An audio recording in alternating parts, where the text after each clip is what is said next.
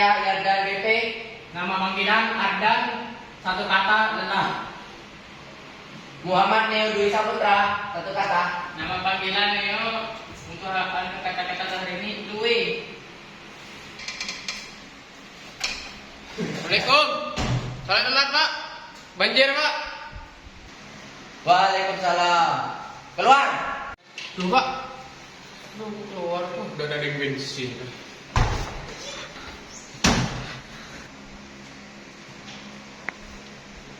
Maaf ya, Bapak telat.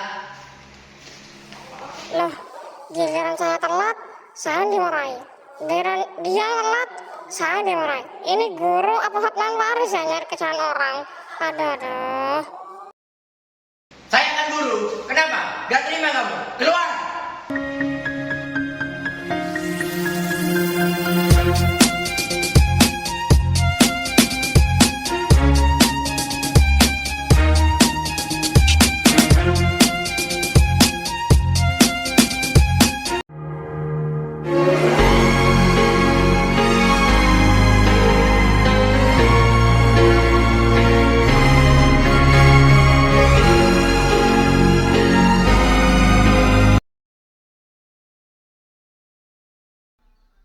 Sebuah novel yang berjudul Pulang yang telah ditulis oleh Terelie yang telah diterbitkan oleh Republik Nusantara pada tahun 2013.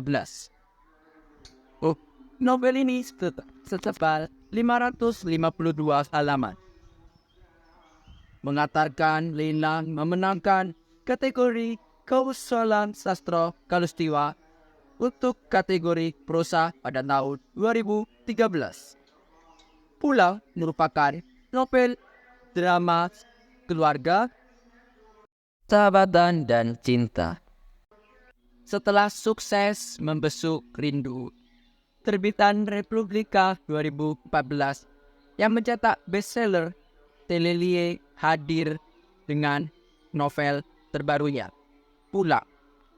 Penulis yang telah menghasilkan lebih dari 20 buku ini menghadirkan novel dengan tema dan genre yang berbeda dibanding dengan novel-novel sebelumnya.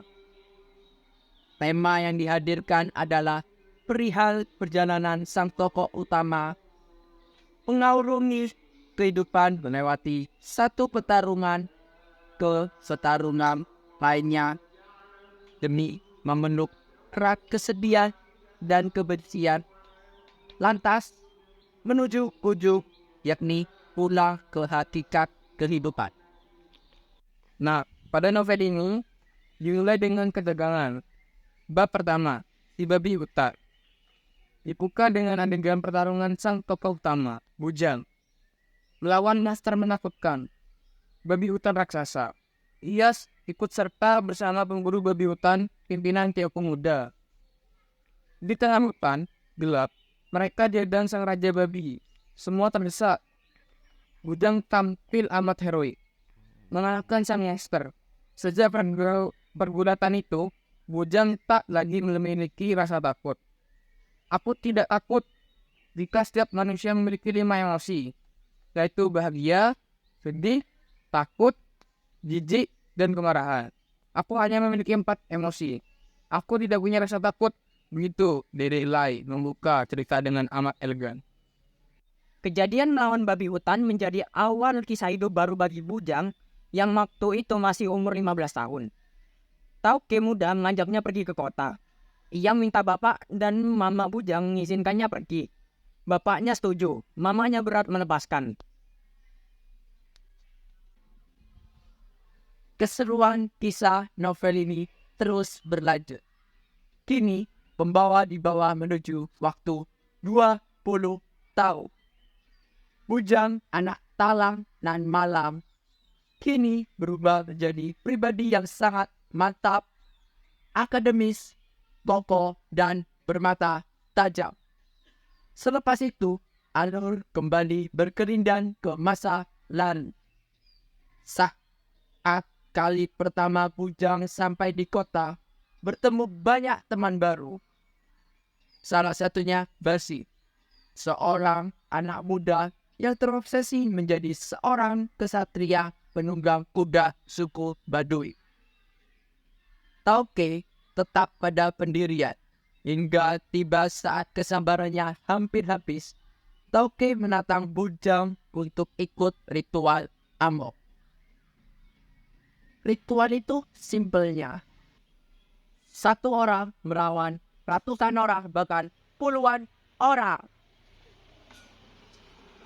Jika satu orang itu mampu menahan gempuran dalam waktu tertentu, ia menang. Bujang hanya diminta bertahan 20 menit.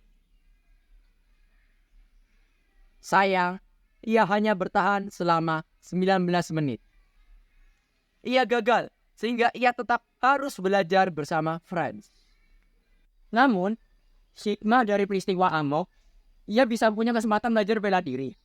Selepas belajar dengan buku dan pulpen di siang hari, ia belajar tinju di malam hari. Guru pertamanya adalah Kopong, komandan tukang pukul keluarga Tong. Berhari-hari bahkan berbulan-bulan ia berlatih amat keras. Akhirnya, Bujang berhasil meng-KO gurunya itu. Itu artinya latihan tinjunya selesai dan harus berganti guru. Novel beralur maju mundur ini terus mengajak pembaca menikmati keseruan cerita.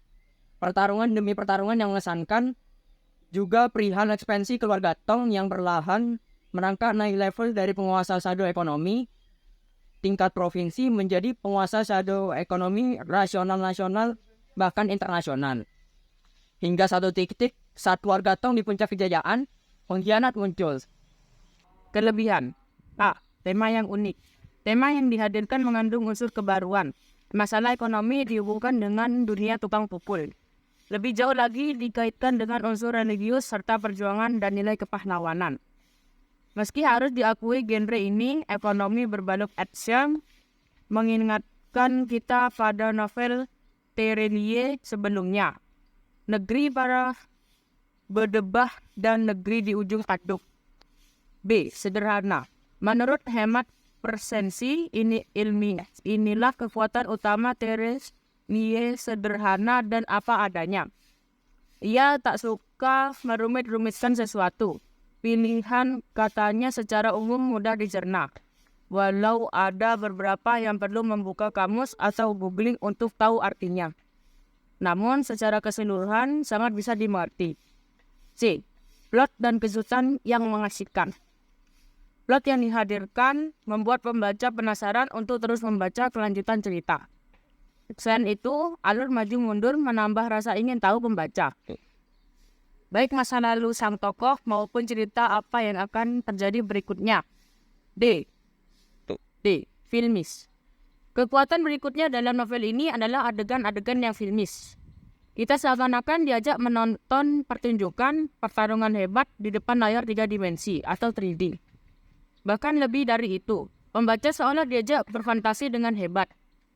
Membaca novel ini kita dibawa dalam ketegangan pertempuran sekaligus pada beberapa kesempatan perihal keseruan kisah hidup. D. Pesan moral yang kuat. Inilah nilai paling kuat dari dalam novel Pulang. Juga novel Terelie sebelumnya.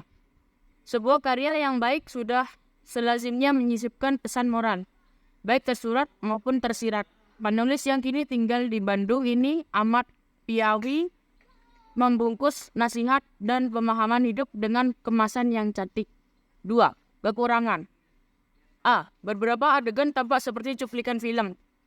Sah-sah saja sebenarnya bagi seseorang penulis untuk menarasikan atau dengan menyesuaikan.